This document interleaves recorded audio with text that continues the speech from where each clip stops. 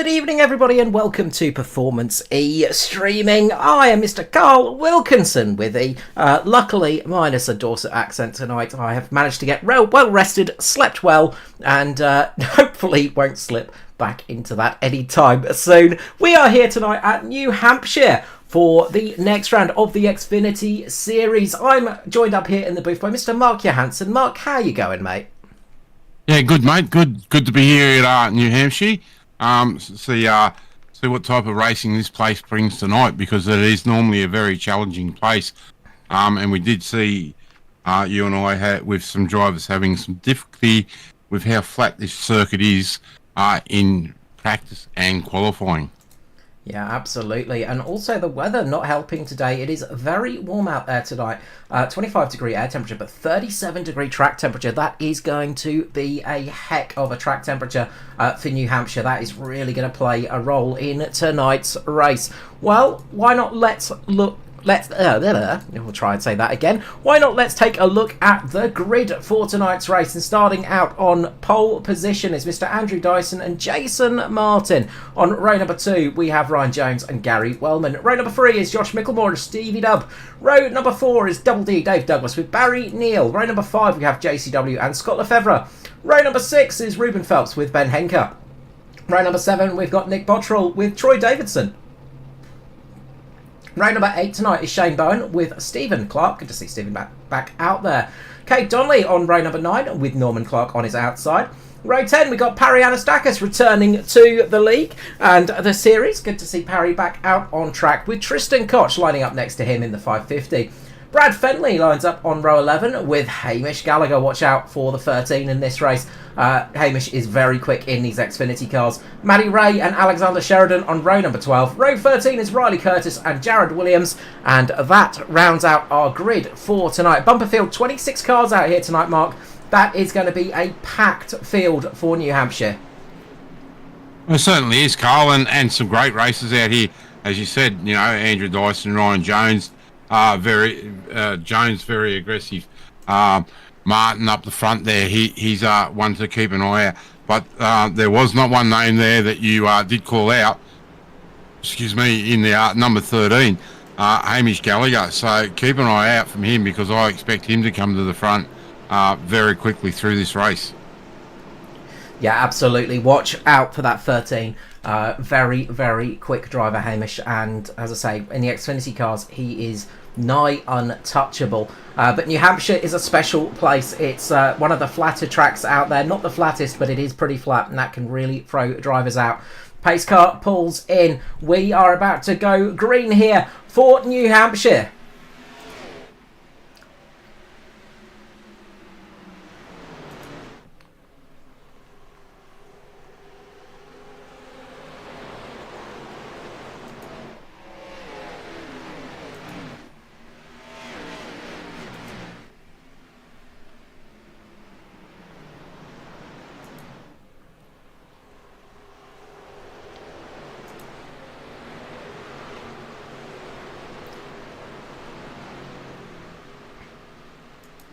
And all 24 cars out there getting away nicely. Looks like everybody's managed to get away without too much bother at the moment. Some good, clean racing going on. Some big pack racing going on just behind Dyson, though, as one of the Cobalt cars has gone around.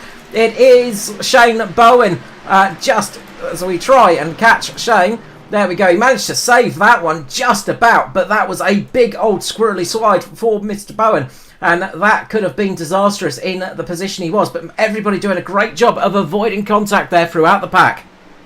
Yeah, great job by him to keep that thing facing the right way. If he had turned, that was going to be a big accident. And the 550 of Tristan Koch just into the wall there. I've just caught the end of it. And as you can see there on screen, Hamish JCW facing the wrong way. And that motor has been hurt there, Carl. Yeah, that is a big one. JCW getting too high on the exit of the corner, I reckon.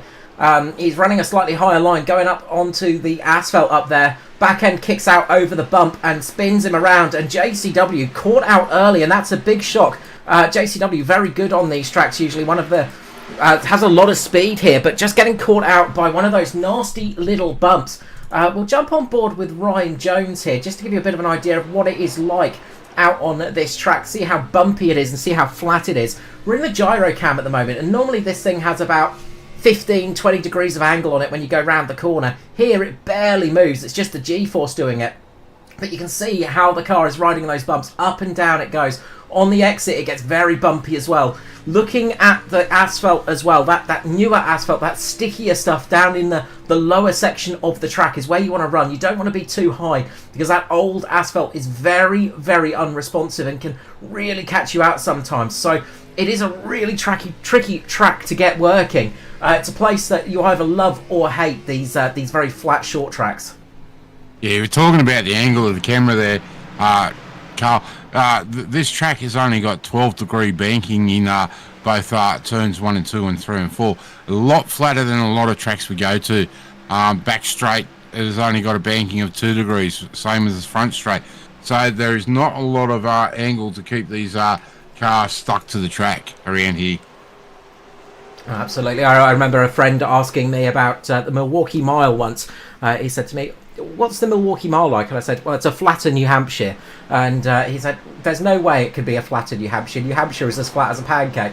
But yeah, Milwaukee, a little bit flatter than New Hampshire. But those tracks, they really are a different challenge. And they are so very challenging to get right, because you don't have that banking on the corner. And you know, the reason for the banking on ovals is so the car sticks to the ground. It uses the centrifugal force of a car just to stick it to the ground. And back in the old days of racing, that was the only way the cars got around the corner, really. Now there's a little bit more aero at play, a little bit more mechanical grip, but it still helps you an enormous amount. That's why when you're driving a road car and you go through one of those lovely on-camber corners, it feels so good. If you ever try driving through an off-camber corner, you just know how terrible it feels. And a place like New Hampshire kind of feels like that, because it is just so flat. There isn't that camber to help you around the corner. Definitely right, and the whole track is just over a mile in length. So it's a challenging track, but these guys have done very well so far. Looks like Hamish Gallagher has pulled the pin and taken his car behind the wall. We did see a lot of smoke coming out of that motor. So unfortunately, we have lost JCW out of this race tonight. I was about to say, I'm pretty sure you mean JCW, not Hamish, because Hamish is currently flying through the field in the 13, and I wonder if we've got a trading paint issue, because a little bit of a blank car on there for Hamish, and well, we know how Hamish likes to run a little bit of tay-tay on the car, so surprised not to see any Swifty business going on there for the 13, but he is running well up there in, well, 13th position. Well, I can tell you, Carl, that he has got the silver Coke car out there on my end, and he has his beloved Tay-Tay on the side.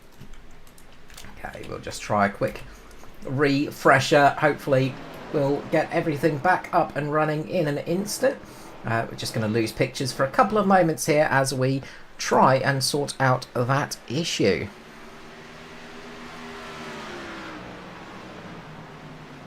And just while we've gone to no pictures, we've still got Andrew Dyson out front, leading Jason Martin and Josh Mickelmore. So the two Mitch cars there have been able to join forces in 2 and 3, and they are closing down on Dyson very quickly. And back in 4th place is Ryan Jones and another teammate of Steve Williams. So we've got DPR 1 and 4 and 5. So plenty of those guys up there. Also tonight, Ruben Phelps is having a great run, sitting there in 8th position. We normally see those SMR cars fall to the rear of the field and work their way back through. Some great names up here at the pointy end. Carl, Barry Neal and Gary Wellman. You never count Mr. Wellman in the 45 green machine out of these races.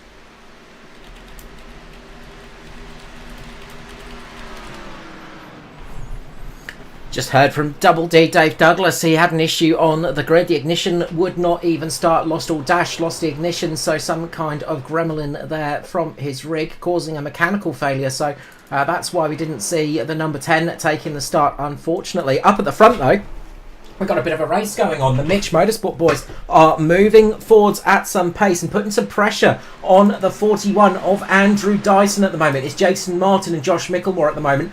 Both of these drivers are very good on these short tracks, especially these flatter ones. Very hard to beat somebody like Jason Martin or Josh Micklemore on a track like this, but Dyson is going to be doing his best. Keep an eye out, as you said, for Jonesy and Stevie Dubb as well. Those DPR cars have been very strong lately, and we know how they like to try and save some tyres in the early stint.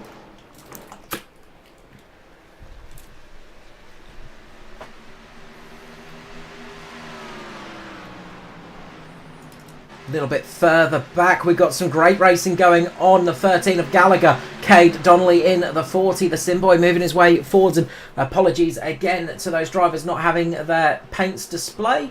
Just some kind of weird gremlin going on that's stopping a couple of paints displaying correctly, but we apologise about that. But we are seeing some great racing here on track at the moment at New Hampshire. Plenty of action going on throughout the field at the moment. Plenty of movers and shakers going throughout, and well, we've got this great battle up at the front as well, and you can see some different lines being taken here from these drivers. We'll jump on board with Josh Micklemore jumping on helmet cam right here to get a bird's eye view of what is going on in the car, and you can just see the work that goes in getting the car turned in. Probably have a little bit more bias in the rear here to get the back end turned in, a little bit like a handbrake to get the car pivoting in the right direction, so you don't need to turn the wheel too much. It's crucially important that you don't crank the wheel too hard to the left, because that's just going to burn your tyres up. You want to get the car settled in there, turn it in nice and smooth, get on the power on the exit and straightening it up before you really put your foot down. That's what's really going to save those tyres and get you the speed on a flat track like this. And you can see up front the battle going on between Dyson and Martin. Dyson taking a much wider line through the corner. Jason Martin taking that tighter entry, tighter exit as well. So lots of different strategies going on here.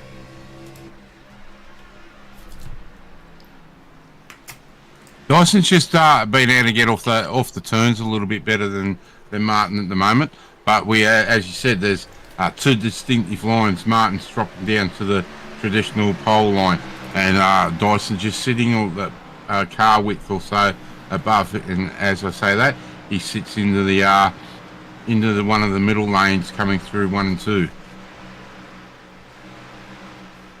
Yeah, I think Dyson was taking that slightly higher line, so he got the better exit out of the corner, and that's exactly what it does, is it just gives you a little bit better exit through the corner. You can see there Martin closing up on Dyson in the mid-corner, and then Dyson will just stretch his legs a little bit down the straight. It just makes it very hard to overtake, so defensive driving going on here.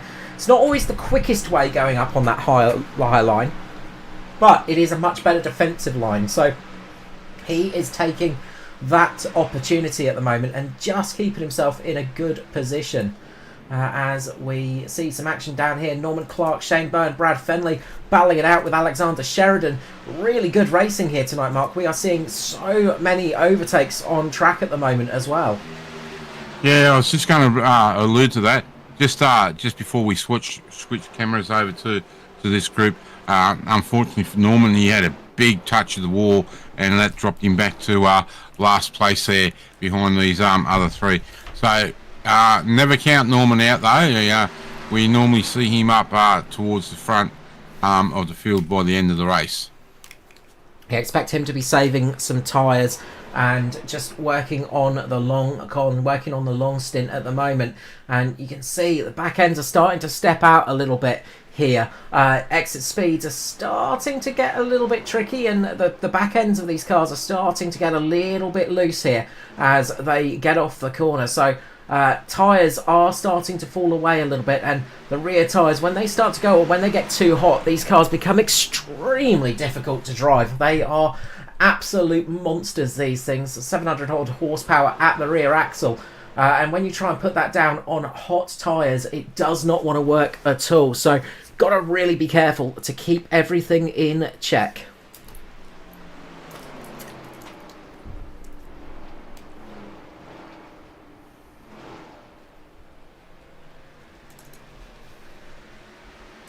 Good to see the 83 of Matty Ray out there tonight. Sitting down the back. Unfortunately for him, he can't do as many races as he likes. He was a regular both here at ANZCAR and over with the Aussie Outlaws. But work commitments have taken him away. So every time we see him out there, it's good for him to get out there and have a nice little run. Yeah, absolutely. Busy job Mr. Matty Ray has. Good to see him working hard, but would be lovely to see him back out on track a little bit more often. But we have got some really good racing up here at the front. The different lines being taken here. Yeah, it's fantastic to see. And we're just sitting on the left rear of Andrew Dyson's car at the moment, getting a bit of an idea of what it's like through these corners. You can see Martin just closing on the entry, closing in the mid-corner, but then Dyson will just start to stretch his legs on the exit. He's just able to get his foot down a little bit sooner than Jason Martin, and that just gives him the advantage. But the gap is shrinking very, very quickly, and it won't be long until we see Martin trying to make a dive down the inside, seeing if he can get that car up ahead, maybe do a bit of a slide job in front of Dyson, who is definitely working that car hard. The rear of that thing is dancing at the moment. Yeah, it's good to see these two continue their battle from the trucks into the X-Finity cars, and really having a good battle. Just touching back on the number 13, he's now made his way up into 10th position, so he's starting to really move forward. Dyson just giving the wall a little bit of a rub there, and that's given Martin the opportunity to close in a bit more. He lost a bit of momentum down the front straight there, and that's closed the gap even closer up here at the front.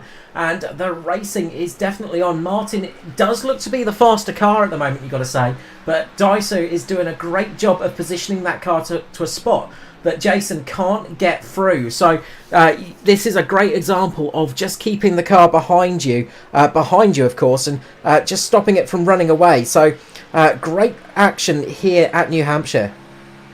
Yeah, definitely some great action, Carl.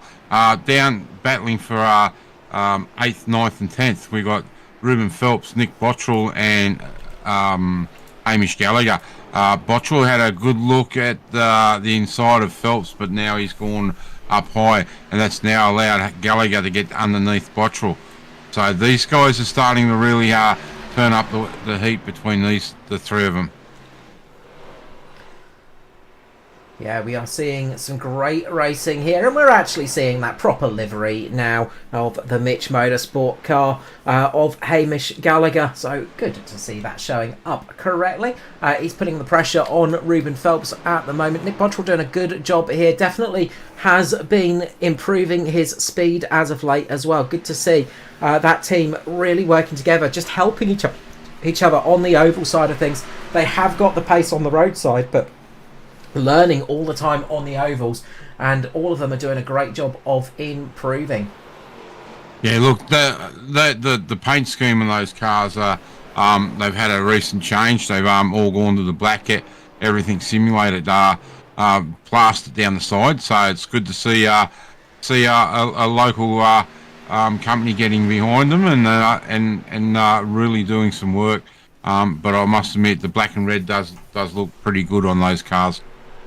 Absolutely. Maybe a bit harder to spot sometimes as I'm glancing through, but no, they're looking absolutely fantastic. Great job of design on those cars, and look, great job from all of the car painters out there. It's a side of the sport that we don't talk about too often, but a lot of these drivers do their own liveries, or they get somebody to help them out and get their liveries made. Oh, sorry, Carl. Bottrell heavy into the wall. He's been able to keep it going again, though. That has, I have no doubt, that has changed the geometry. I'll get it out there. Geometry of that front end with the way he went in. You can see just there from my camera angle that right front laying over a bit more now. Yeah, not what you want to do at New Hampshire. You do not want any steering issues here because it's just going to really hurt you as the stint goes on, and that is disastrous for Bottrell. But we've got the racing up here between Phelps and Gallagher, and the two Kiwis battling it out on track. Gallagher taking that inside line. You can see Rubens taking that higher line at the moment. He's quite comfortable up there, just preserving his tyres a little bit, getting the better exit out the corners. But Gallagher's got the pace at the moment and moves up into 8th position. The march of Hamish Gallagher continues onwards and onwards as he swiftly moves up the field. Back to the front, and the battle is still on between Dyson and Martin. The clash of the titans here. Absolutely. Two incredible drivers and very experienced oval racers here now. Doesn't seem like all that long ago we were talking about Dyson making a debut on an oval and struggling as Jason Martin goes out wide. He's trying to take that slightly higher line, see if he can get an undercut underneath, trying to get the better exit speed here. Martin is really trying every trick in the book here to make the pass on Andrew Dyson. Can he get it done? Can he work it out? Look at the lines being taken. He is trying everything here to get past Dyson, but Dyson is doing a great job of defending. And while we've been concentrating on the front runners, his teammate Josh Mickelmore, that was running in third, has now actually dropped down to 7th, with Ryan Jones and Steve Williams moving up to third and fourth.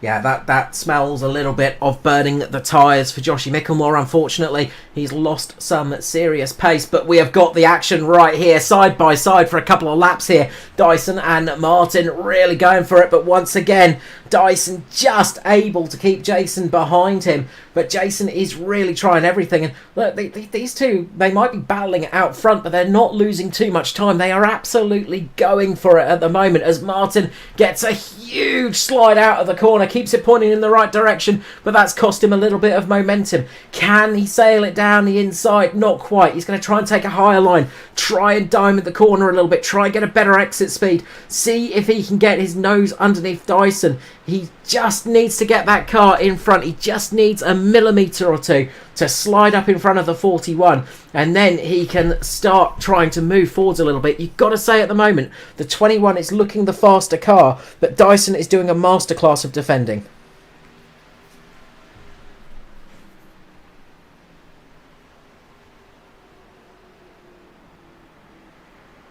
We've always said that catching Dyson's one thing, but passing him's another. And that can be reversed too. If Martin's out front, it's easy to catch him, but it's very hard to pass him.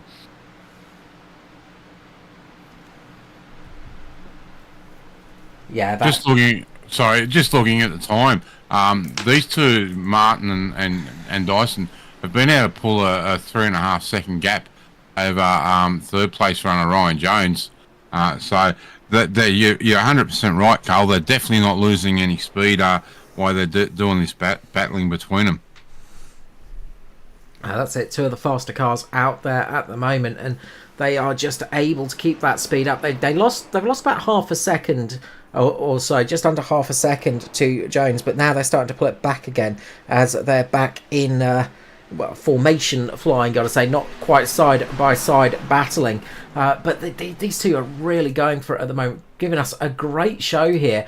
And look, we apologise to the other drivers throughout there because there's some great battles going on throughout the field at the moment, some really good drives. Nick Bottrell coming up, he's managed to sort of get that car pointing in the right direction, and he's not feeling too much pain from that damage.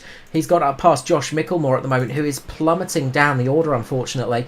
Really struggling, and we might just take a bit of a look here because Riley Curtis is about to make a move on Josh Mickelmore and try and figure out what's going on here. Is Joshy trying to save some fuel maybe? Is that why he is going so slow, or has he burnt his tyres off? It's not looking too out of control, you got to say, that car. It's not looking too wild. So maybe he's just in fuel conservation mode at the moment and just taking it easy, seeing if he can extend his stint. Yeah, now the other one that we've been keeping an eye on is Hamish Gallagher. Hamish is now up to 6th position and moving forward. So While we concentrate on some other things, we'll just keep an eye on how Gallagher's going, and he's been able to get past Willman, as I said, for 6th position. Parry Anastakis here in the 144, having a good drive, battling it out with Troy Davidson, Ben Henke and Brad Fenley. We saw all of them absolutely stuck together early on. Stephen Clark, Maddie Ray battling it out there as well, just behind Scott Lefebvre. And there's some really good fights going on throughout the track at the moment. But once again, the leaders are back at it, battling it out for the lead once more. Jason Martin and Andrew Dyson absolutely going for it here at New Hampshire. Yeah, I think we'll see these two stuck together for the endurance, for the duration of the race. Currently up to lap 43 of 150, so we're probably going to see these guys only get separated when they come into the pits for service. Yeah, it's going to be interesting to see what people do strategy-wise. We're 43 of 150 laps here. They're going to need to make it to lap 75 to make it home with just the one stop. And I wonder if that's just a little bit tricky at the moment. I wonder if that's why we're seeing quite a few variations of speed out there, because definitely seems to be two sort of trains of thought at the moment, and definitely seems to be a few people just struggling for pace. But are they doing that on purpose, just keeping themselves in the game for later on, trying to save themselves a pit stop or possibly make their stint length a bit shorter? So plenty of different strategies here to come. And well, that's to say if we go green. I mean, if we get a caution, everything goes out the window. Yeah, definitely right. And look, the temperature has gone up. At race start, it was 77 degrees Fahrenheit, and now it's up to 79. And I'm just looking through our weather forecast, and it's looking to looks like about mid-race we'll be up into the low 80s. So it's definitely a nice warm afternoon out there. Yeah, we are seeing New Hampshire sun shine down on the track here, and it is definitely pretty darn hot out there. And Josh Micklemore pulling it into the pits, maybe? Yeah, Micklemore coming in, so that screams to me that maybe his tyre's just fallen off. So early stop here from Micklemore, who was definitely struggling out there for pace. So that's going to be interesting to see. When do the rest pull the trigger and pull the pin? Well, you've got to say Dyson and Martin probably want to go as long as possible, because they must be loving this battle out on track. They have been nose to tail with barely a cigarette paper separating these two cars almost all race long. Yeah, definitely right there. We have seen that in past races, Dyson run as long as he can.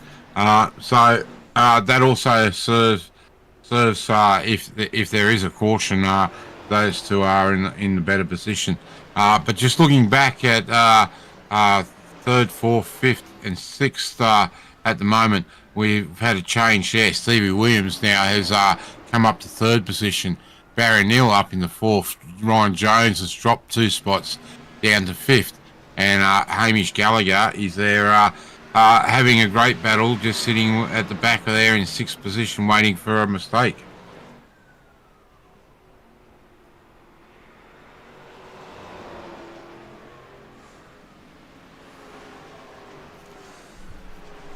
Yeah, there's not a huge gap separating. There's about 10 seconds down to 9th position. So, still plenty could happen here. All it takes is one little mistake and you can find yourself falling down the order very, very quickly in a race like this. Looking at the sort of pace-wise, leaders are doing about 30.8, 31.1s.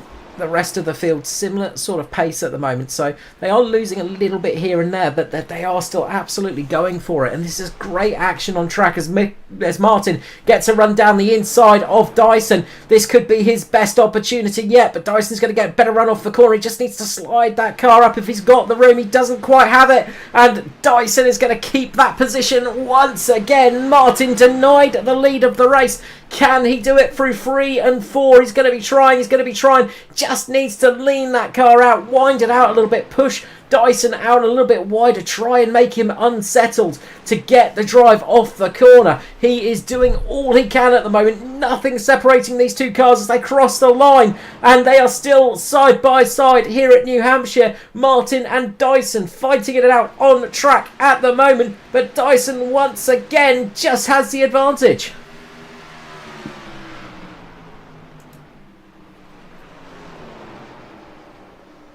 While you've been concentrating on that, I've been keeping an eye on this battle for the minor positions in there, and that this is a real ding dong battle. That lap, while we were concentrating on Dyson, we've seen Barry Neal stick his nose up in the third for a brief half lap, and before Williams took that third spot back.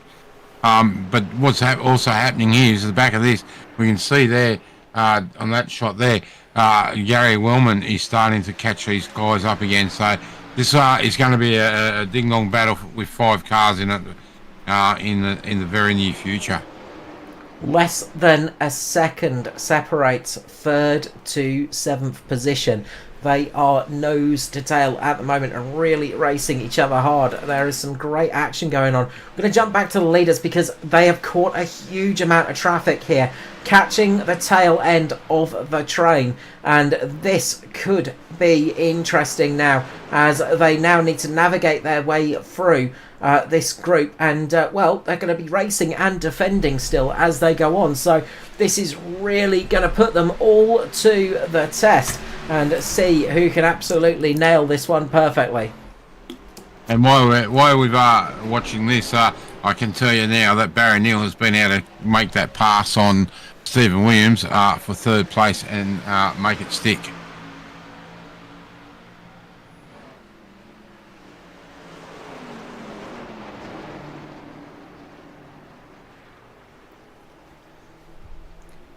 Yeah, we are seeing some great action out here tonight. This place often delivers on the racing if we don't get a bit of a caution fest, that is. And we are seeing it right now. Sorry, Carl, we're 3 wide now back there in that group. Some great racing. Jones got very loose coming out of turn 2 the lap prior to this, and so did Stevie Williams, but they were able to keep it straight. And we can see here now a real ding-dong battle. Gallagher up the inside. He now takes over the running of 4th place. And as I said, that car of Gary Wellman, he's now caught up to these guys. These guys are just starting to struggle with grip, just ever so slightly now.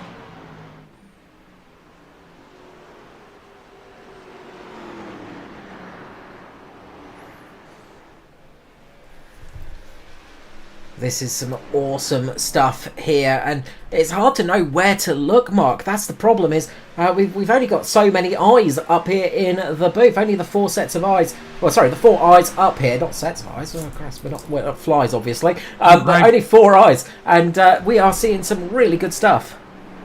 Yeah, look, this I know we should be concentrating on those front 2, but this battle back here, and we just seen Ryan Jones really stick it up the inside with alongside Gallagher. They have been now side by side for 2 laps, and both of them are getting very loose coming out of turn 2 as Gallagher just lifts that foot a little bit and lets Jones on the inside. Looks like he may look at the switch back.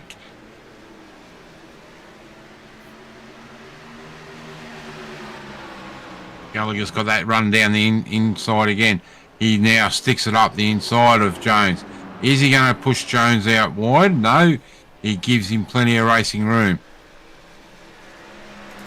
Williams there in the background just touches the wall. That allows Wellman through into 5th. Sorry, into 6th. And again, we see the change. Gallagher back out into 4th position.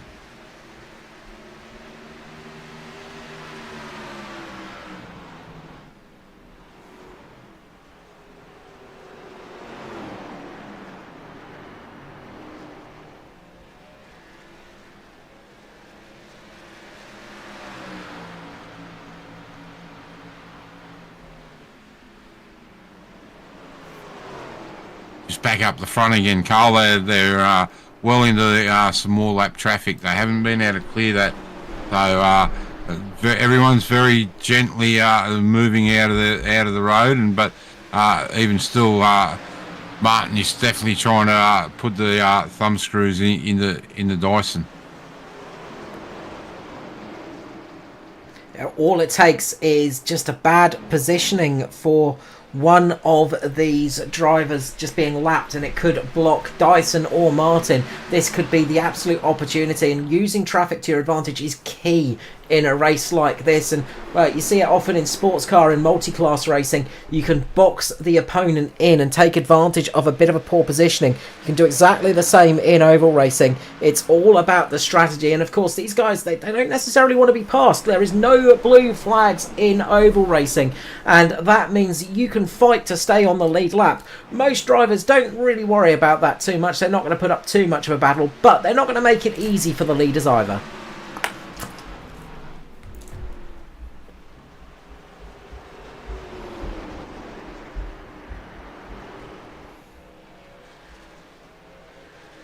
100% correct there, Carl, and that what makes oval racing so different. There is no, as you said, no blue flag or warning. You're free to battle right throughout the field and right down until your lap's down. You can always try and get your lap back.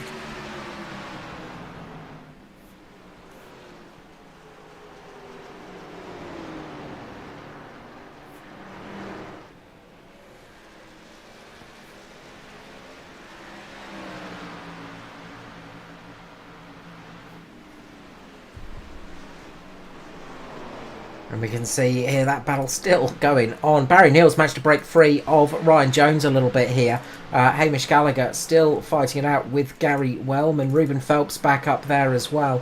And, well, as I say, we're seeing quite a mix of racing going on here. 64 laps in now. We're getting close. 10 laps until that magic number of 75 where you can make it home on one stop. So we've got a few two-stoppers out there, one of them being Josh Micklemore. He's down in 20th position at the moment, a lap down, but he should jump a lot of this field once they come in to the lane. So a late caution could absolutely get him back into this race. And we've just seen Ruben Phelps just make a little mistake there. I thought he was going to come into the pit lane, but decided better of it.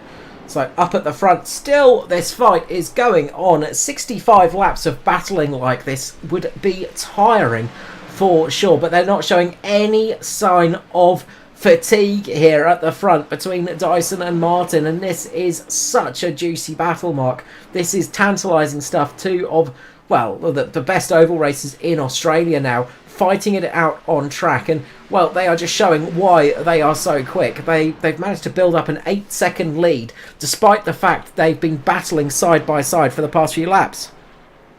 Yeah, 100% correct. The field here tonight is very strong. Back in the 98 car, Stevie Williams, well up over 500 race starts for with ANZCAR. So it's a great strong field, and you are seeing the best oval track races in Australia here tonight.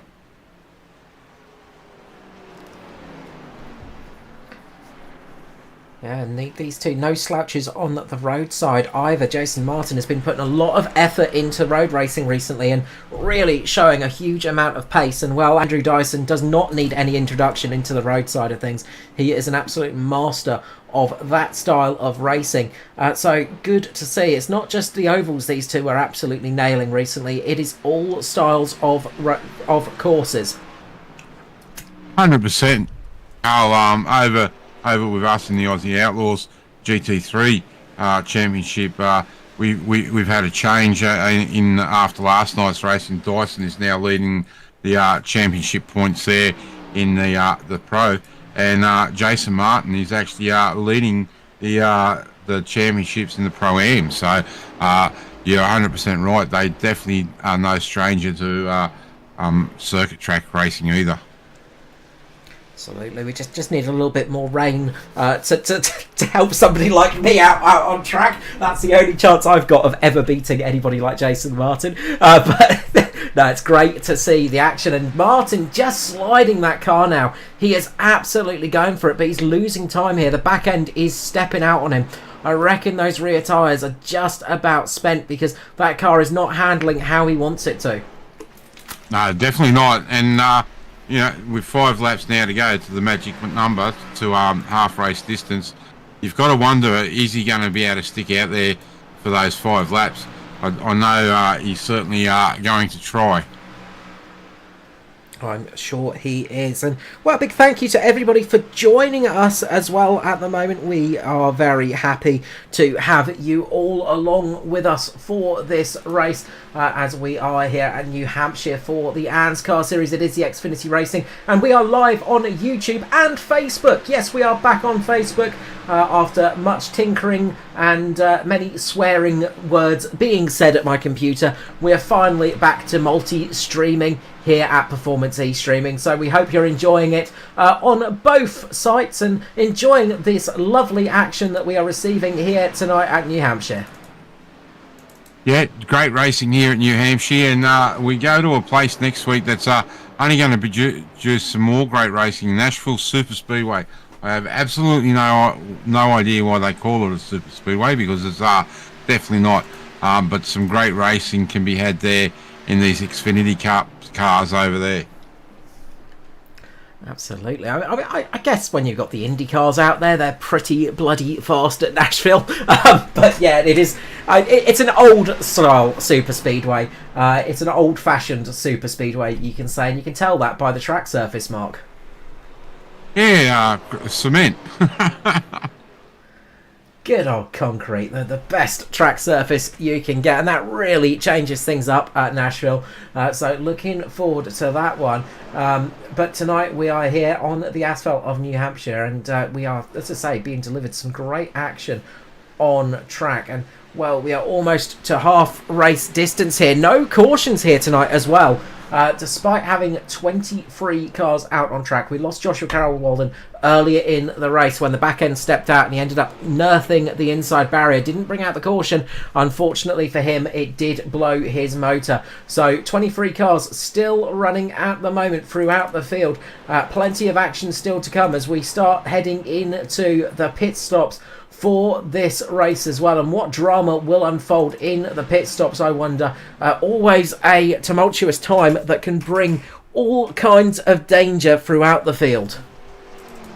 Yeah, definitely right. We've had about half a dozen cars come through pit lane for their first service already, but I would expect to see these guys Dyson and Martin into pit lane very soon, as we are now just come up to that magic number of 75 laps into this 150 lap race.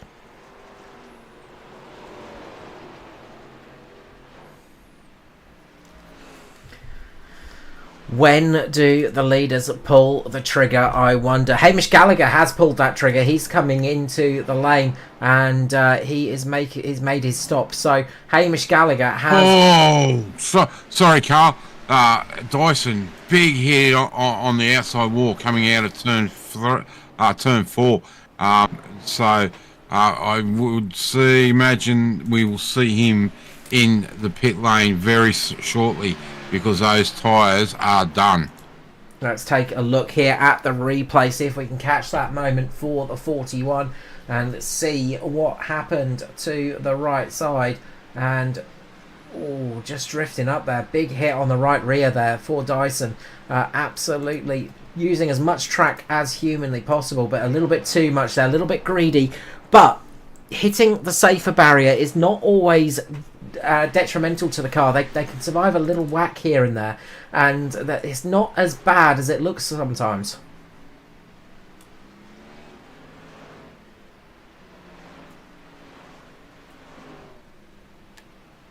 So we are seeing pit stops happening for Barry Neal coming in. Dyson sticking out there, and Jason Martin is in the lane. Late entry there for Martin. He locks up coming in. We can see the smoke just clearing now. But second place man, Jason Martin, pulls it into the lane and has decided to take an earlier stop here ahead of Andrew Dyson. Can he make the undercut work? Get himself ahead of Dyson here. How long does Dyson stick it out for? He's got to pull the trigger, come into the pit lane very shortly, or he's going to lose that position. And I think he is doing it. No, he sticks it out for another lap. Dyson going to stick it out for another lap here. Jason Martin up on all fours, getting those 4 tyres, gets away, gets himself back into the race as he drops down a lap. Now he has to nail his pit exit. He has to nail all of this pit entry, pit exit, get back out on track and absolutely launch this car into the lap of his life so he can jump Andrew Dyson. That has got to be his target here. Dyson, is he going to pull the trigger now? Yes, he is. As we see Jonesy just exiting the lane here as he's made his stop, I think. No, he's just coming in, sorry. He's making his stop as well. But Andrew Dyson pulling the trigger, coming into the lane, and he is going to make his stop. Where will he come out compared to Jason Martin?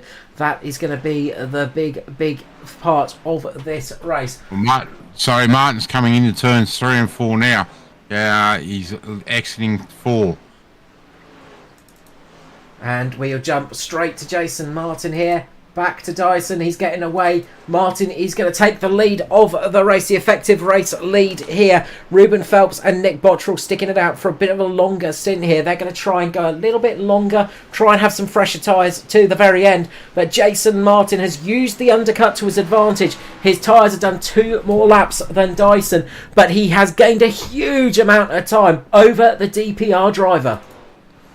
And in comes Bottrell and Phelps for their stop. And that will mean Jason Martin will go into the lead of this race. And finally takes the lead of tonight's race. But can he hold it?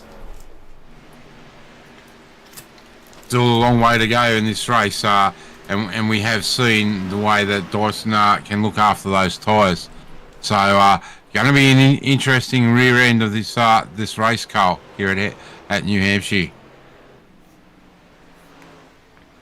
Yeah, 100%. We are in for I think we're in for a bit of a classic tonight. It is really, really good stuff. And, well, some fantastic action on track, as we said. We've seen some beautiful, beautiful overtakes. We've seen some absolutely perfect positioning of the car. Great defending as well.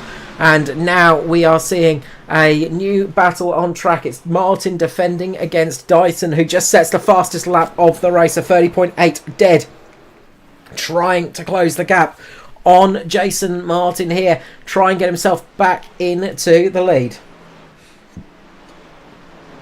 Well, we can see there how quick Dyson has been to close that gap between himself and Martin, the new race leader.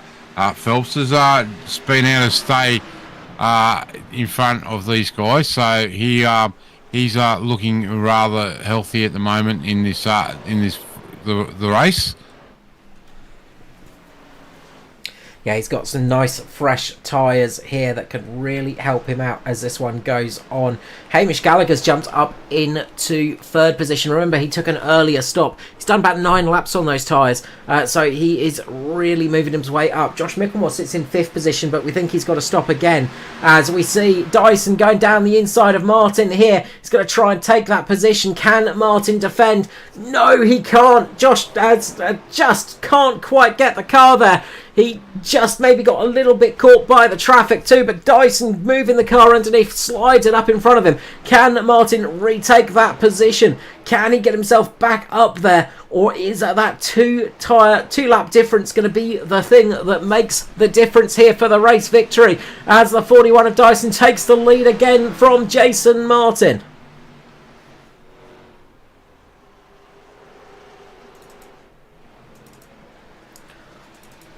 A bit further back we can see Josh Micklemore. He's gained a lot of positions with that early stop, but I think he was banking on a caution because without that he is going to be sitting in a pretty dire position and struggling a little bit to get himself back into this race. He desperately needs a caution to get himself back into this one. Hamish Gallagher, meanwhile, has Barry Neal closing in on him, and that is never a nice feeling. Barry Neal flying at the moment in the 22 on, got to say, quite a bit fresher tyres, 3 lap fresher tyres for Barry Neal over Hamish Gallagher. And well, we saw the difference that 2 laps makes. 3 laps is going to be a fairly big difference here. 100%. And Dyson's just been able to pull that gap now back to Martin now to half a second. So there's no hanging around for Dyson. He definitely wants to get that racer lead and stretch it.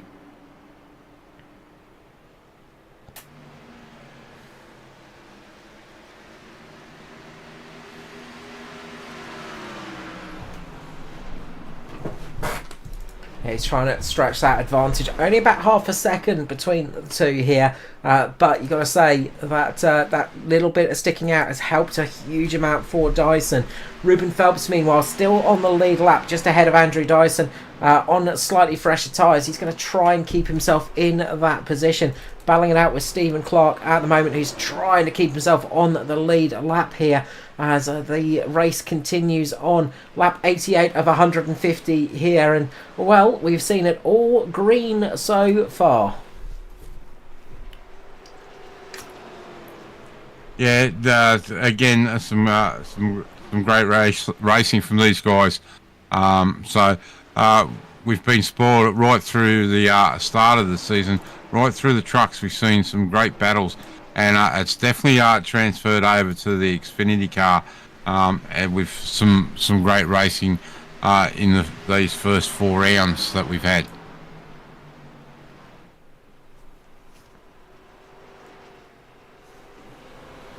Yeah, we've seen some fantastic action this past few years, and look, these Xfinity cars, they always deliver. You got to say, same as the trucks, they are so much fun indeed. True good old-fashioned stock cars, you know, lots of power, barely any grip, mainly mechanical grip in them, and it is all about driving the car. And that's what people love about these things, is they are just such drivers' cars. And this Xfinity car is, you know, I've got to say, it's one of my favourite cars in iRacing, because it is just such a fun vehicle to drive, and you can really drive it in many different styles. It does respond well to having the rear rights driven off of it rather than the fronts, but when you get the hang of these things, they are so much fun to drive, and they really do reward that little bit of driving skill.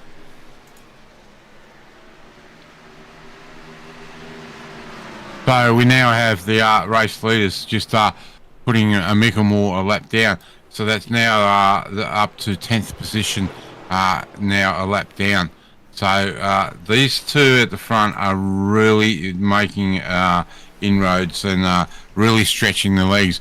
Now out to 14 seconds over third place setter Hamish Gallagher. Yeah, that battle for third is definitely heating up. Got a good battle down here between Stephen Clark and Riley Curtis too. Riley Curtis in the A1 car. The sole remaining A1 car tonight, as we saw Dave Douglas had a technical failure that meant he could not get into the race. But Riley Curtis doing a good job of, well, showing that team has got some good pace. But we're going to jump back up here for this battle for third and fourth, and keep an eye on this one.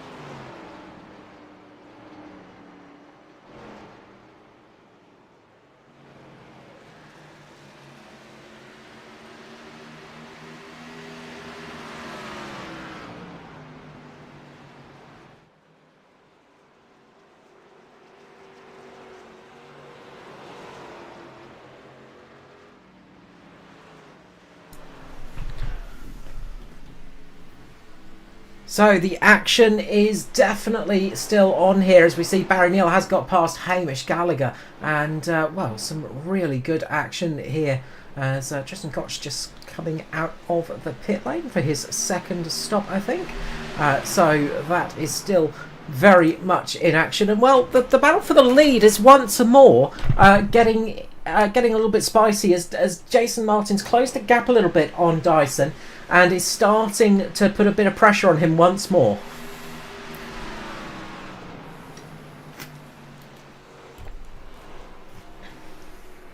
Yeah, it closes and it opens up again, then closes. I think Martin's just giving those tyres a rest and has a run just to see, I guess, to see what he's going to have in those last 10 to 15 laps under him. So working out how long it takes to cool those tyres down to get a little bit of life in them. However, saying that too, if we see a caution between now and I would say, well, between now and the end, we'll see the whole field in the pit lane for another set of fresh rubber. Yeah, absolutely. It's not worth sticking out unless we get to a point where it's green-white checker. You might want to stick it out and just try the Hail Mary there, but fresh tyres are going to be such a big advantage here. Lap times dropped by about 2 seconds, sorry, about a second and a half, I should say. So that's a huge deficit from fresh tyres to slightly chewed up, slightly worn, slightly chewing gum-like tyres that they're running on now. So those fresh tyres will be absolutely key if we do get a caution in the next 50 laps or so. As we just tick over, it's lap 100 here, and we are 50 laps away from finding out who is going to win this race tonight. And well, you've got to say it's a 2-horse race at the moment between Dyson and Martin. Yeah, 100% correct. Again, I'll go back to up until we get a caution, and we normally see if we have a great race early, the chances of a late race caution increases. But these guys have done so very well tonight. We've seen some early escapes from guys getting the car sideways. We've seen Jones and likes getting very sideways coming out of the turns. So we'll have to wait to see how that pans out. And we can see now Martin right back up on the rear, under that rear wing of Dyson's 41 Chevrolet. And you can see Martin just trying that wide sweeping line again, seeing if he can get the run off the corner as Mickelmore makes his second pit stop. The 2-stop strategy not looking like it's going to pay dividends here tonight, but Martin gets a great run on Dyson here. Can he slide the car up underneath him here and take the lead of the race? Not quite got enough pace to do it. Dyson's going to get a better run off the corner here and keep himself up in the lead, but they are going to be side by side as they come down the front straight, and Dyson once again defending beautifully, does not get spooked by Martin, keeps himself in the right position and keeps himself in the lead of this race.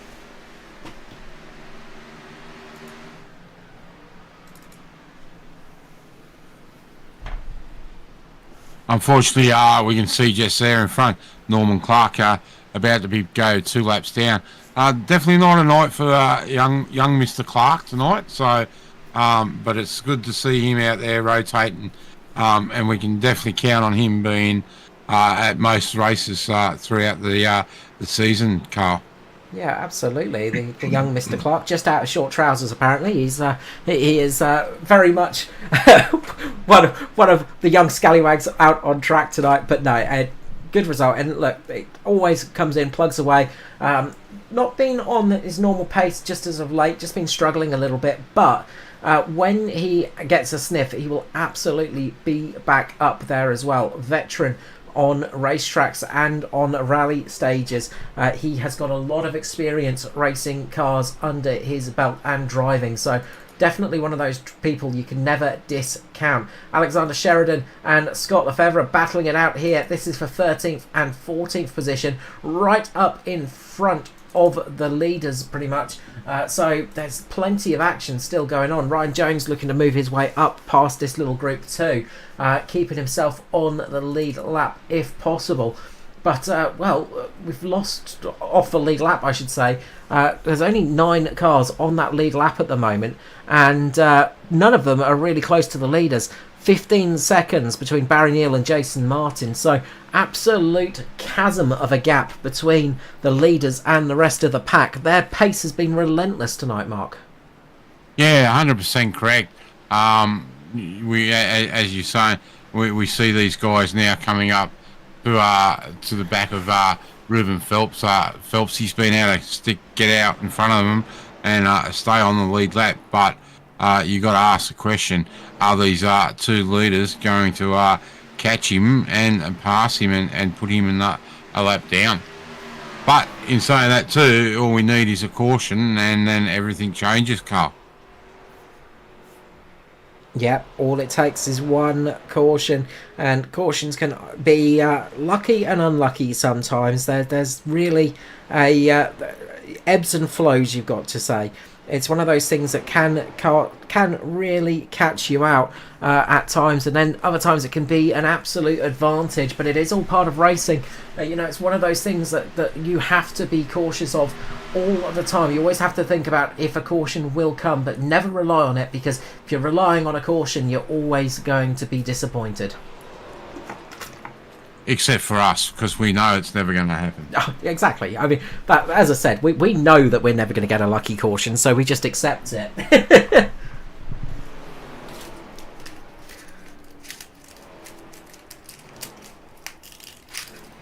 As the race ticks down, 40 laps to go here, and the fighting still as furious up the front as it ever has been. The battle for third position still on. Barry Neal's got that little bit of advantage over Hamish Gallagher, but only by about half a second, so not too much of a gap there. Gary Wellman and Stevie Dubb within sort of striking distance of each other as well, but the rest of the field is pretty much gapped out. The main battle is this one here for the leaders, which barely drops itself below 0.3 of a second. Every time I look, it is always dipping down to about 0.5 of a second, down to barely anything, to a couple of millionths of a second. It is constantly nose to tail here for Martin and Dyson, and they have been racing each other so hard tonight. It is beautiful to watch.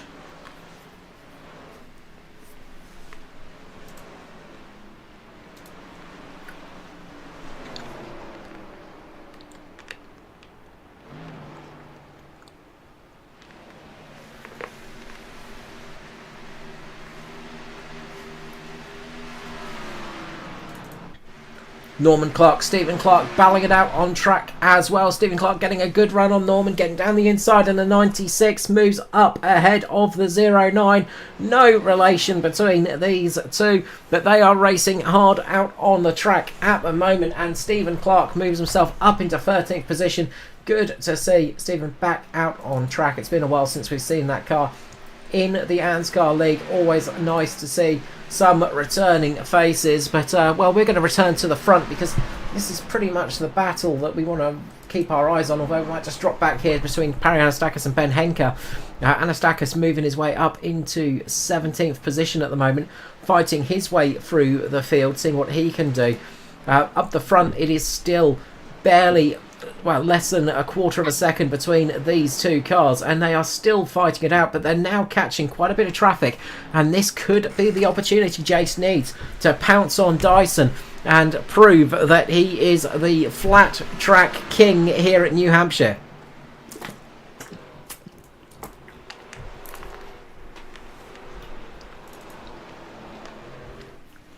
And they've got to get... I was just going to say, we can see just in front Ruben Phelps and Nick Bottrell battling for 6th, 8th and 9th. So that's put Nick Bottrell up a little bit high, and that's now closed those Dyson and Martin right up on them again. Yeah, as these two battle as well, it's going to be a bit harder to pass them, because if they're side by side, there's not really a great opportunity to go free wide here at New Hampshire. It's not a place where you want to go free wide in the corners. So that could really change things up in this race if we get some battling through through the pack as the leaders come through to lap them, we could easily see a change of position. All it takes is an unlucky positioning of the lead car for a lucky position for the car behind, and they can pounce on the attack. Can Jason Martin do it here? He just needs to close that gap and just box Dyson in. He's just got to use those lap cars to his advantage, and he can get himself past.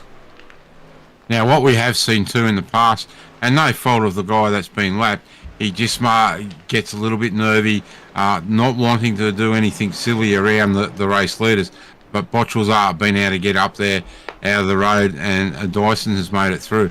Looks like Martin may just get held up ever so slightly. And again, it's not Bottrell's fault.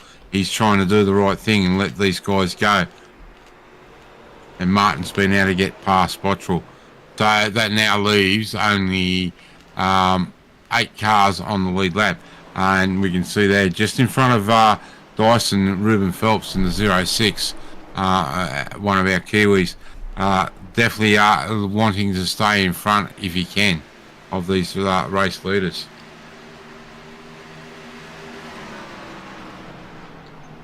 Yeah, he desperately wants to stay on that lead lap, or at least keep himself in the lucky dog position, just in case we get that late caution. Got to keep yourself in the game, keep yourself in a position where you can keep on that lead lap, because that is where big points will come. And well, he's doing a good job at the moment. Jason's just dropped off a little bit here. He's lost a little bit of time as they got into the traffic, and I wonder if he's just trying to cool those tyres off a little bit, not pushing quite as hard, and then going to go back on the attack once they close up to Ruben Phelps and Stevie Dubb, who are battling on track at the moment. These two fighting hard with each other, and I'm sure Stevie Dubb won't make it too difficult for his teammate to get past the leader and teammate Andrew Dyson, but he also doesn't want to make it so Ruben Phelps can take advantage as well. So this is going to be a great battle, and they have Gary Wellman right in front of them as well. So this is 6th, 7th and 8th on track for position.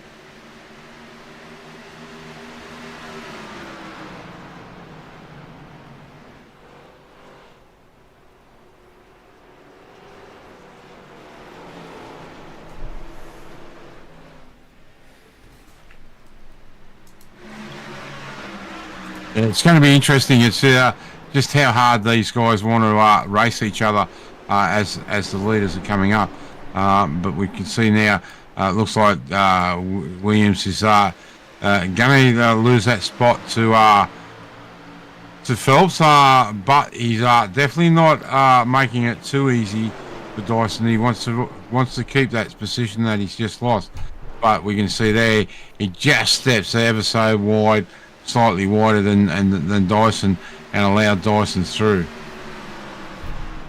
He's also got to be careful of Nick Bottrell just behind him too. Stevie Dubb could easily lose a position here if he's too generous to the leaders letting them past, because Nick Bottrell is right on his tail at the moment in the 2-2-5. We saw it take a bit of a whack to the right front, but definitely still working as intended at the moment, as Jason Martin just sliding in underneath Stevie Dubb at the moment, trying to get that gap closed on Dyson, seeing what he can do in this final 29 laps as we swiftly draw to a close here of tonight's action.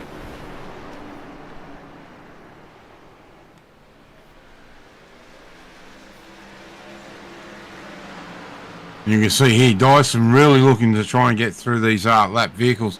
He's been able to get past Wellman, but Phelps is definitely holding is the cork in the bottle right at the moment. And as we said, he does not have to move, doesn't he's just caught it through.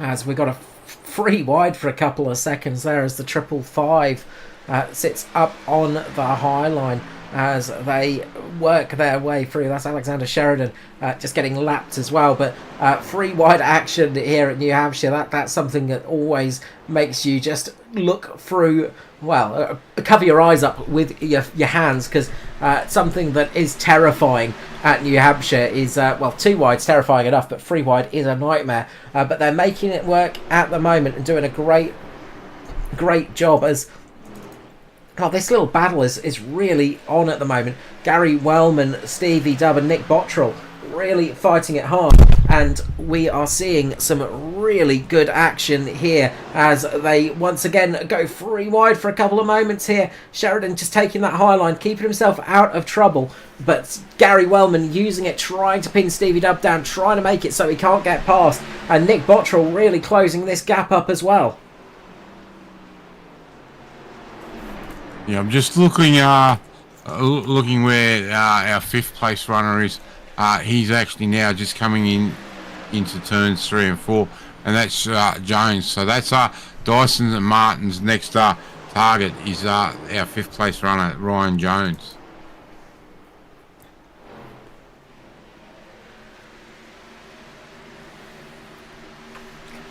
So the battle for the lead, about 0.3 of a second between those two. We're keeping an eye on it and jumping back if it gets any closer. But we're keeping an eye on this battle at the moment. 7th, 8th and 9th.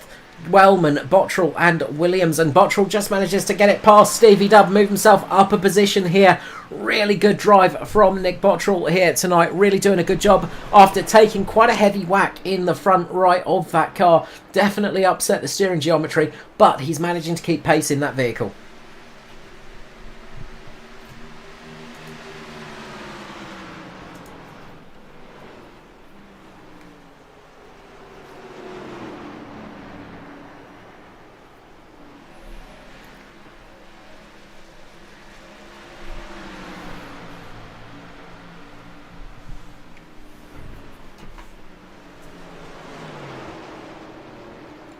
Bottrell once again trying to take that slightly higher line to get a better exit off the corner, seeing if he can get the pounce on Wellman.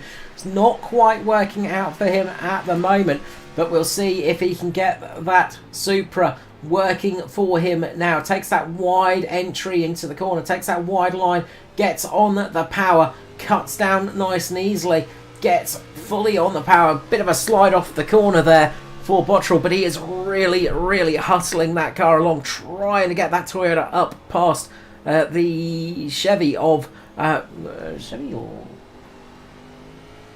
past Gary Wellman there in front of him.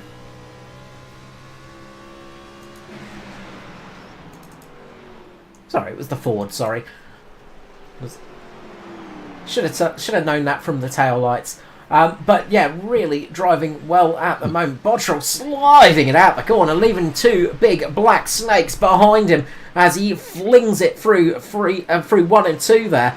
The 225 is trying his best to get himself up another position here into 7th spot. Meanwhile, the leaders are back at it. Less than a tenth of a second between these two cars. Jason Martin is back on the attack with just 20 laps to go. Can he do it? They have been battling all race long here tonight, really giving us some great entertainment, and I am sure they will be both enjoying this race to the absolute most of it, because it has been some epic stuff. 100% correct. It's as we said, just in front, Ryan Jones gets a really loose. But these two have been at each other's throat all night, and I think they are going to be looking forward to the end of the race, because it is a tough race when you are battling like this for 150 laps. Yeah, it's definitely tiring stuff out there. You know, it really does take a lot of concentration to race this close constantly, and it's something that gets overlooked a little bit for sure, is the concentration needed to battle out on a track like this. Speaking of battles, we got 3rd and 4th position as well. Hamish Gallagher putting Barry Neal under a bit of pressure, seeing what he can do. We'll keep our eyes on that battle as well, but mainly on the leaders here, as that is one of the closest fights. It's ebbing and flowing between those two sets of cars at the moment, as Dyson just gets past Ryan Jones, putting him down a lap. So everybody up to 5th position is everybody down from 5th position is a lap down now. So great pace from this lead group here tonight. Dyson and Martin absolutely flying here in this green race we've had at New Hampshire, and really doing a stellar job.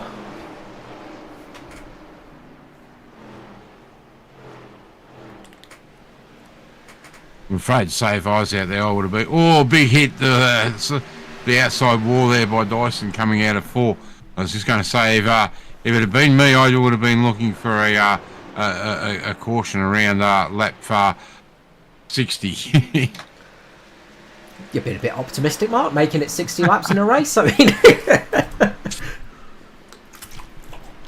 no, I completely understand. It is so tiring out there sometimes, and especially if you have any little issues and niggles from health issues, it really does tire you out. And a race like this, New Hampshire, it is a tiring track to go on, and it does really add a bit of a workout for these drivers. But to be doing it so close with each other, to be racing so hard with each other up at the front, that will be a mental workout for these two drivers. And they will definitely be enjoying this race, having some great action out here. And they really have done a great job. Nick Bottrell, though, he's just fallen off the back of Gary Wellman. Wellman just getting a little bit of a gap here as well. Hamish Gallagher and Barry Neal, another two that have been pretty much nose to tail all night long, really fighting it out and really taking it to each other all night long as well. And well, Hamish getting a little bit of a better drive out the corner here. Could be the opportunity he needs on Barry Neal. Can he get past the 22 and bring two Mitch Motorsport cars onto the podium tonight? Or will Barry Neal defend like a lion and keep himself in the championship battle? They are racing hard here at New Hampshire, and Barry Neal doing a good job of defending once more, doing all he needs to do to keep Hamish Gallagher just behind him. You've got to say tonight's drive of the race, it has to go to Hamish Gallagher.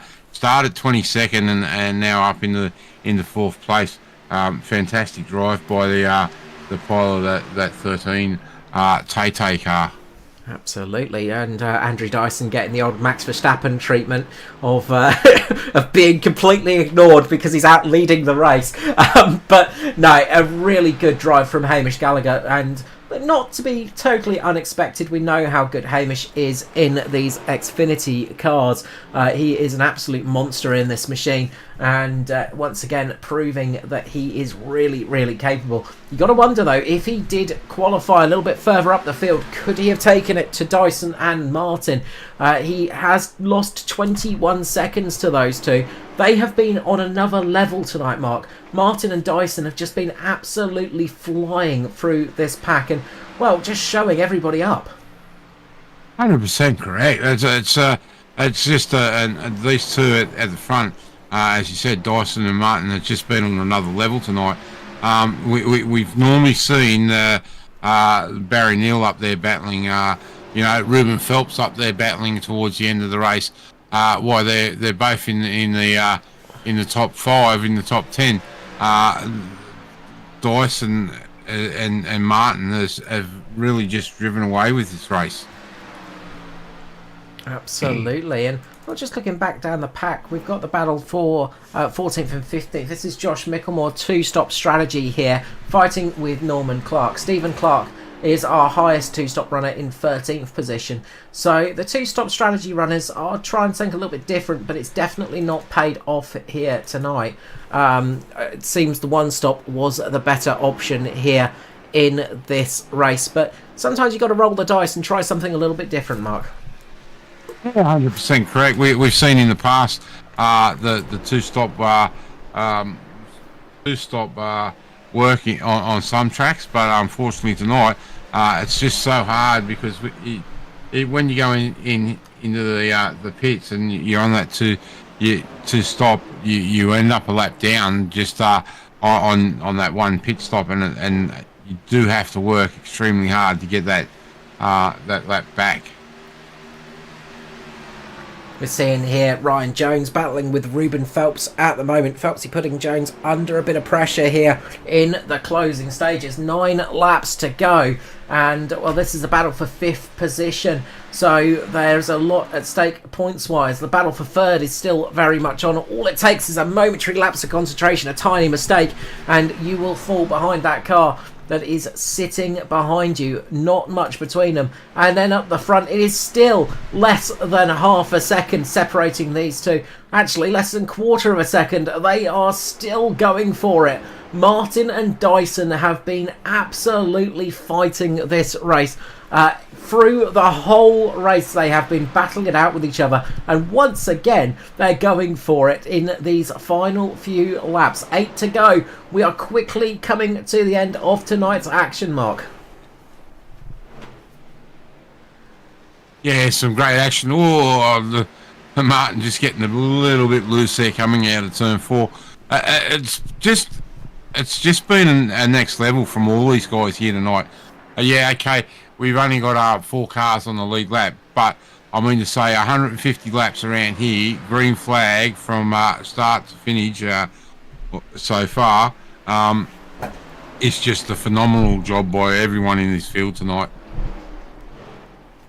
Yeah, absolutely. A great job from all the drivers out here. We've lost Joshua Carroll-Walden, Kate Donnelly and Troy Davidson in the race. We've still got 21 cars running. 21 cars around New Hampshire without a caution.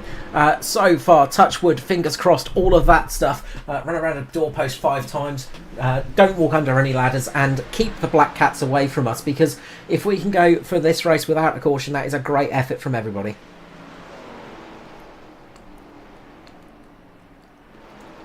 Martin trying the slide job underneath Dyson, but doesn't quite have the speed to do it. He is trying again all the different tricks in the book. Can he make it past Dyson in these final few laps? It is very much on up here for the lead of the race. The battle for 5th and 6th as well is really on between Ruben Phelps and Ryan Jones.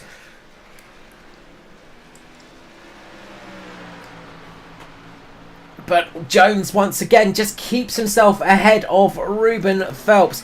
Barry Neal's managed to pull out a little bit of a gap over Hamish Gallagher now. And, well, it is just trying to keep an eye on the action. My eyes are fixated on the timing screens at the moment, trying to work out where we should look, where we should get the action from, because it is absolutely full on here, Mark, with a few of these cars. There is nothing separating them, and once again the leaders are fighting it for that lead position. Who is going to take victory tonight? It is really a 2-horse race between Dyson and Martin. Yeah, look, this close, I'm not even going to say either of them, because it could change in a blink of an eye. Just some great racing. Does Martin have it here? Does he have anything that he can take to Andrew Dyson? Can he get himself up past that car? Will we see a little bit of a bump and run maybe? It's been clean all night long, but NASCAR racing's not about keeping it clean all the time, Mark. Sometimes a little bit of a bump here and there, it's not a bad thing. 100% correct, and being this close too, it's not going to take a lot this late into the stint. You know, these guys have got 69, 71 lap old tyres on, so if there is a bump and run, you've got to do it the right way and not turn the person completely around. Dyson just seems to have Martin's measure right at the moment. We see there Martin again getting a bit squirrely coming out of 4.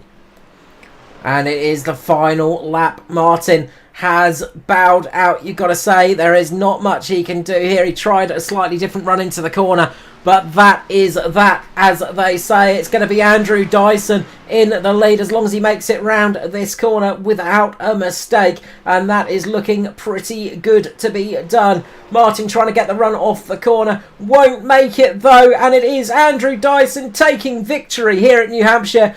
Just half a second ahead of Jason Martin. What an epic battle it has been between those two drivers tonight. Barry Neal will bring it home third as long as he gets to the line without losing it through this final corner ahead of Hamish Gallagher. And, well, Ryan Jones comes home in 5th position. Ruben Phelps 6th as they cross the line. Great stuff from this man, Andrew Dyson. And you got to say, Jason Martin as well. But Andrew Dyson celebrating a well-deserved victory here tonight.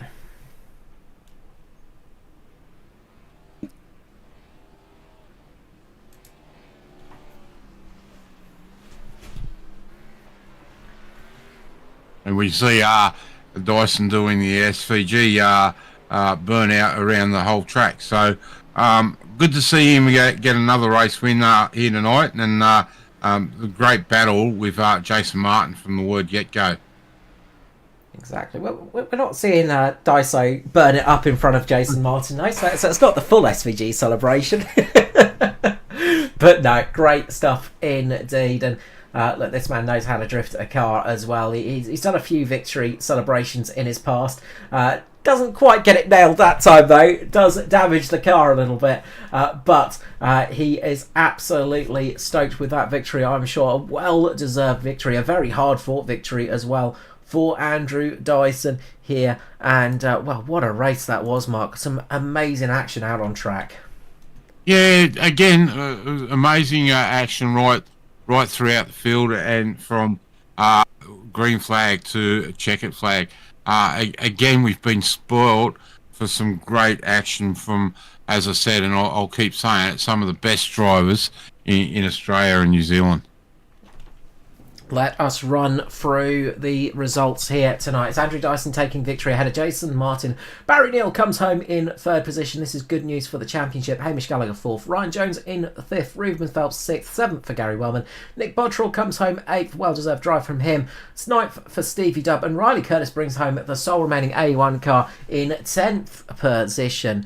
Next up, as we roll over the page, it's Matty Ray coming home in 11th. Good to see him back out racing tonight. Alexander Sheridan comes home 12th. 13th for Stephen Clark. Norman Clark 14th. 15th for Shane Bowen.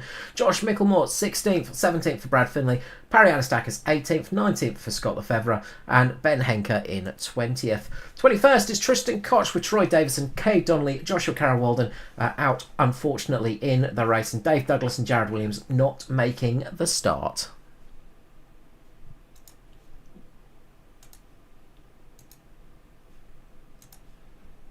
So as we wait for the drivers to make their way out of the cars and make their way up to the broadcasting booth, we'll take a quick look at our calendar. We're off to Nashville next time out, Nashville Super Speedway on the 27th of June, and then we have an off week, Mark. So we'll talk more about that at Nashville, but well, we're looking forward to Das Chili Fart coming up on that off week, and we'll talk you through that later on next week. But then we're off to Pocono once we come back. Yeah, great way to come back from an off week. The two following weeks, Pocono and Indianapolis. I'm expecting some great racing there. Some great high speed racing at those two places. Yeah, watch out for Jason Martin at Indianapolis. It is his specialty, that place. That's going to be exciting to see for sure.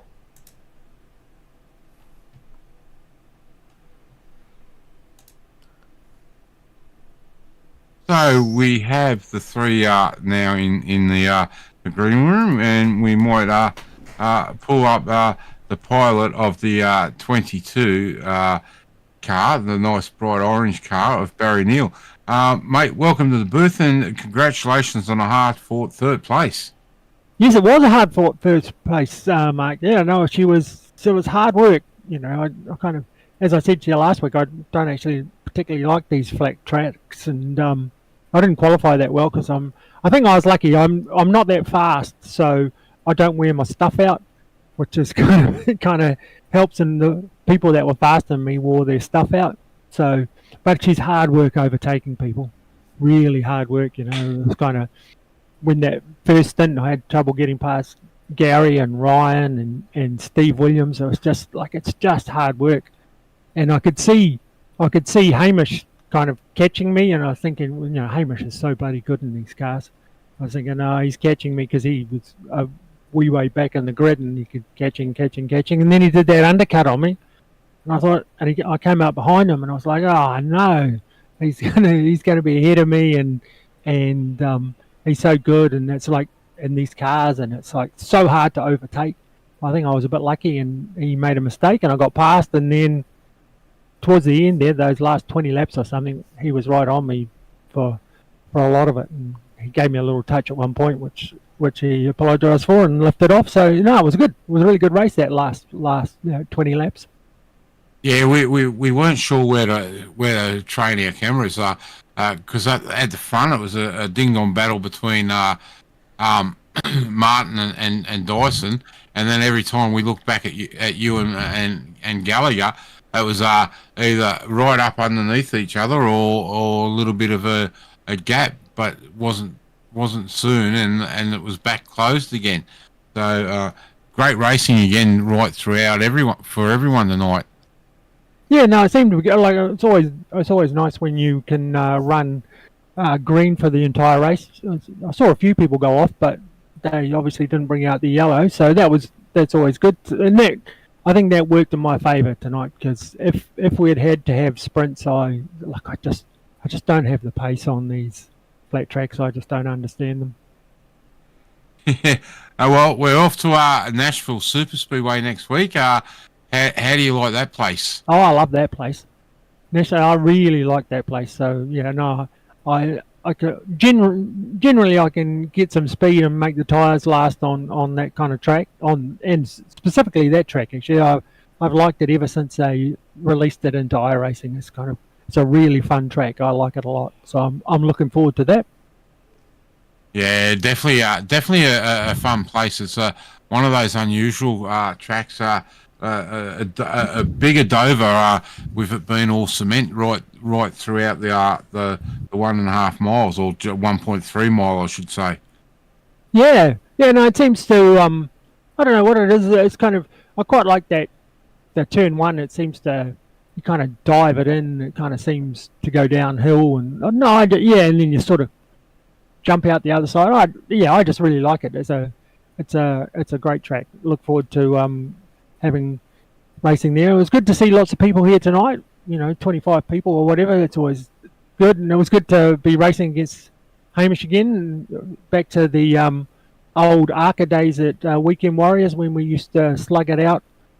And in my first season of racing ARCAs and Weekend Warriors. Yeah, it was definitely great to see Hamish back out there on track.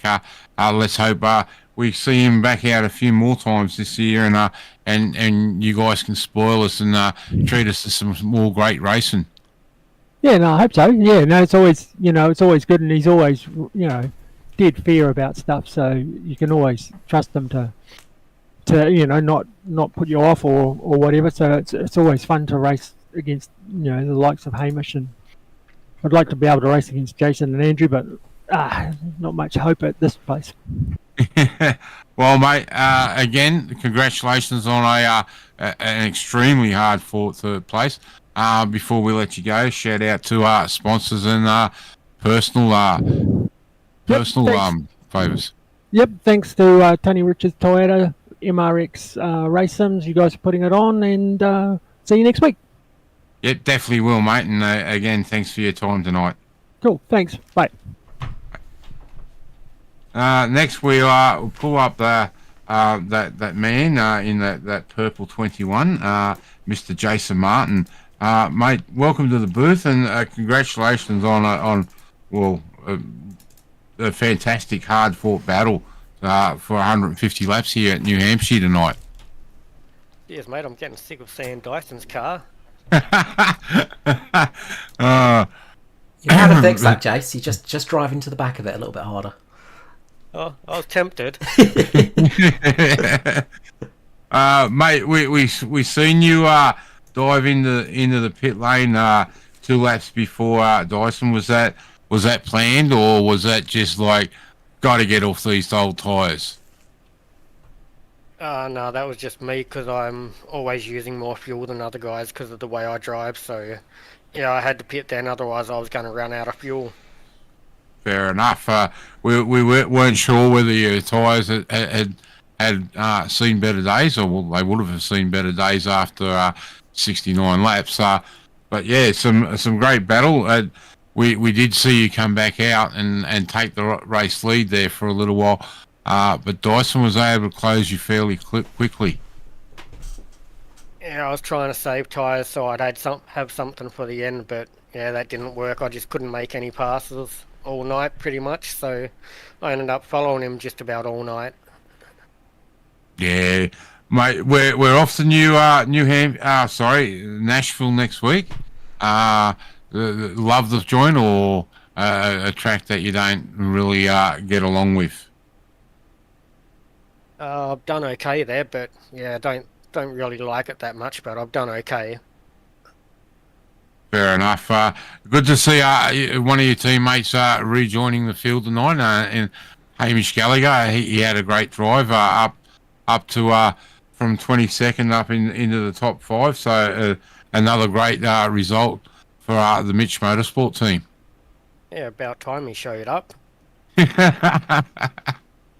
I think he may have been out on a couple of hot dates with Tay Tay. Yeah, probably. Lucky bugger.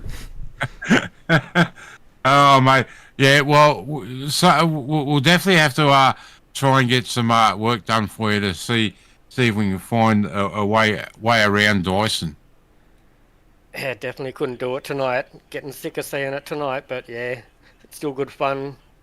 We'd lose each other in traffic a bit, then we'd catch back up again, so it was a pretty interesting race. Yeah, we've seen there tonight a couple of times where you guys were side by side for a number of laps, and both of you, as Carl and I were saying, have got respect for each other and can really race hard door to door without wrecking each other, and that's I guess that's one great thing we've been really spoilt for right throughout the truck season and now the X-Finity. Yep, and while it looked like we're racing hard, we're still trying to manage the tyres as well while trying to make a pass, so it's pretty tricky really, because if you try and overdrive it to make that pass, you're going to kill the tyres. 100% right.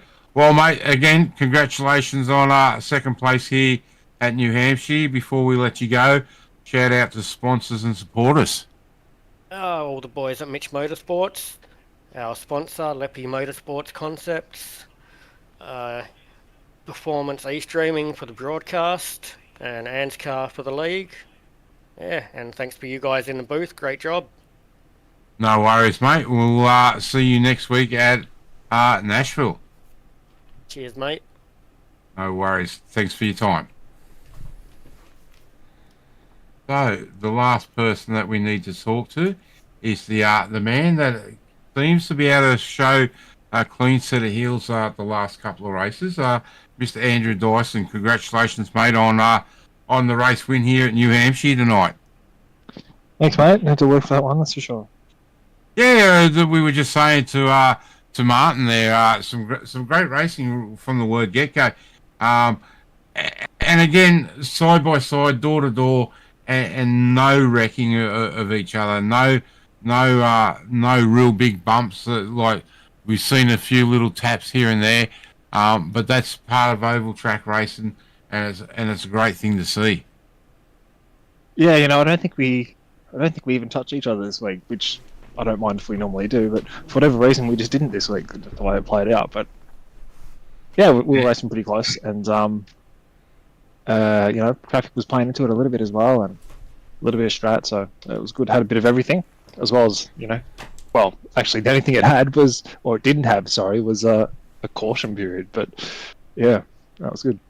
Yeah, we seen those guys, a lot of guys come in, and we do know that after the first round of services, pit stops, we tend to see maybe one or two quick cautions, but they're becoming a rare thing now with the X-Finity cars. The whole field is great at racing and leaning on each other, but not wrecking. Yeah, it depends on the tracks, doesn't it? Like, I think something like this, a track like this is, you can lean on each other. It can be pretty hard, especially when the cars get loose on exit. But you can lean on each other on entry when the cars are tight, and both cars are tight up against one another. But you can bump each other pretty and just get loose. And yeah, it's probably a bit more bumpy here than leany, I'd say, at a track like this one. But you can definitely get away with it, and everyone's sort of working it out. And yeah, not too many yellow flags, so it's good. And we've seen you get a couple of extra laps out of your tyres. Jason said that he didn't have a choice. He had to pit for fuel. How were you on fuel for that mid race pit stop? Could you have gone a few more laps if you wanted to, or was when you come in that was it? That was tank dry. I can't remember. I know it was getting very low, but I pretty much decided that I was going to do. When Jason pitted, I thought I'll do one and see how I'm going, and then I like to see how traffic is going and everything like that. And then I thought, when I came around, I thought, yeah, okay, I'll do one more, and kind of judged it off that. I knew it would be close on exit. I actually missed a gear coming off pit exit, and I ended up in third gear around the exit there. So I kind of slowed myself down a little bit, but regardless, I think Jason was going to come out in first, which I didn't really want to see happen. But you were able to close him down fairly quick, so I made a conscious effort to do that. I wanted to try and get back to the leaders as fast as I could, just to get back to where I was, because that's kind of what I was used to, rather than follow for so long. But I was able to get back. Yeah. Well, we're off to Nashville Super Speedway next week, mate. Love the joint or hate it?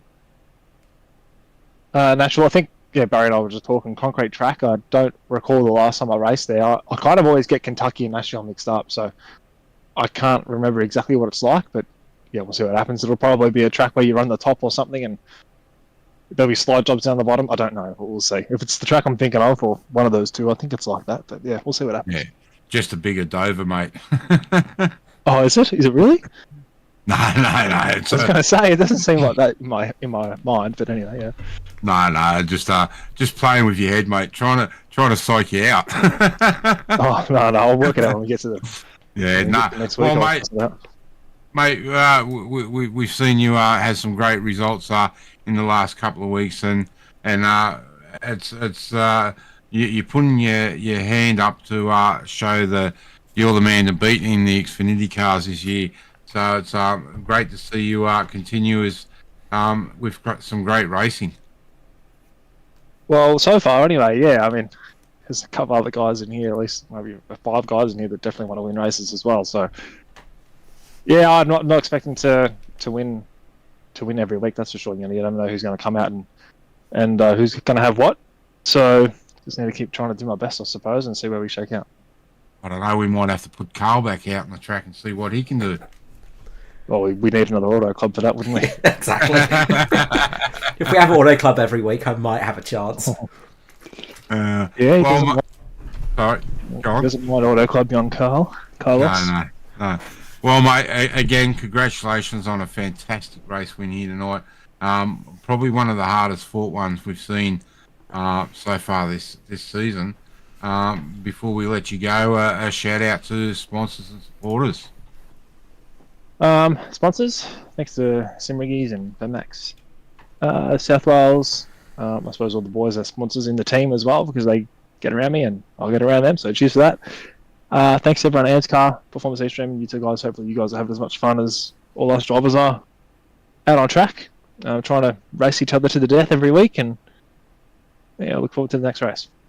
Yeah, definitely. It just makes it hard for us because we are, as I said, and we've said right through the commentary, it's just so hard to pick a battle to watch because there's battles right up and down the field at the moment. It's a good problem to have.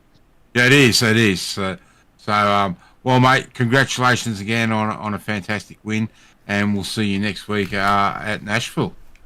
Cheers, guys. See ya. Well, there you go, Carl. 3 pretty happy gentlemen there. Are you going to pick who is going to come out on top next week at Nashville? I'm going to be bold and go Barry Neal. I know how good he is at Nashville, and yeah, I would not be surprised to see him up there. And if we see Hamish out there as well, that could be a very juicy battle between the Kiwis, Mark. Yeah, I was going to say if Hamish can get out there next week, I'd have to put some money on either Hamish or Jason Martin. Look, Jason's due for a win, so it's going to be a great battle anyway next Thursday night. Absolutely. We look forward to seeing you there at Nashville Super Speedway. A big thank you, of course, to Mr. Mark Johansson for joining me up here in the booth tonight here for Performance E Streaming. I was Mr. Carl Wilkinson with you, and we're going to wish you a very good night indeed, and we'll see you back here for more action at next.